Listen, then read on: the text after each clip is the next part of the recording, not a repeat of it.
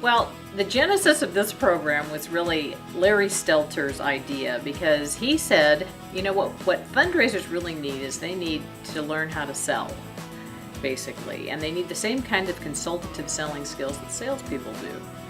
So when we came up with the idea, we said, what is it that would help people who are in the fundraising arena understand how to get people to do things that they don't necessarily realize that they want to do? So to build the passion and to build the interest and to build the environment in which donors or prospects would be willing to do more. And we asked them, what are some of the skills that you need?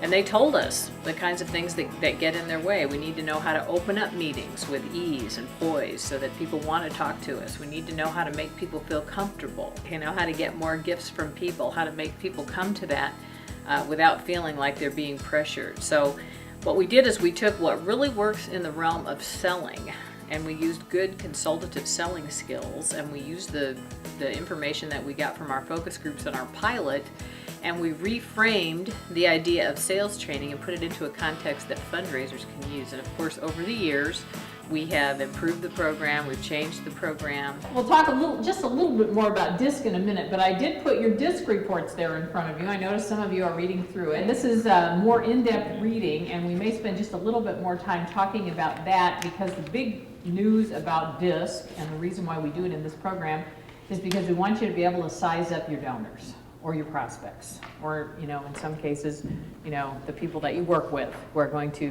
be paired up with those donors and prospects. Which behavior style do you think is the last to trust?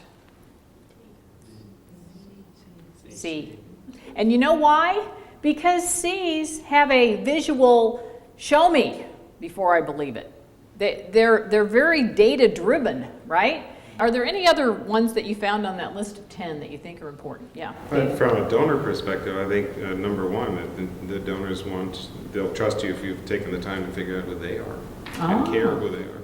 If we take the time before we start telling our story and listen to them in terms of where they come from, what their value system is, what they believe in, what they don't believe in, I mean, it's really a gift that we give to people when we listen to them like that and find that out. And that is one of the number one ways to build trust with people, is to really just give them the time to care about what they think. So it's something that you got to adapt to. How many of you work with married couples? Okay, some of them different sometimes, right? So what do you do about that? I mean, it's tough, but I mean, you basically, you give them both what they want. That's exactly right. I always say something in it for everybody. What people tell us about why this workshop is great is because it's practical. I think that's what makes it unique too, because what we try to do is give people an opportunity to actually take material from their real working environment, from fundraising, and put it into a context with real life examples where they get to use those in class and figure out what would be the best way to influence people, manage their objections, get through those tough meetings with donors where they're pushing back.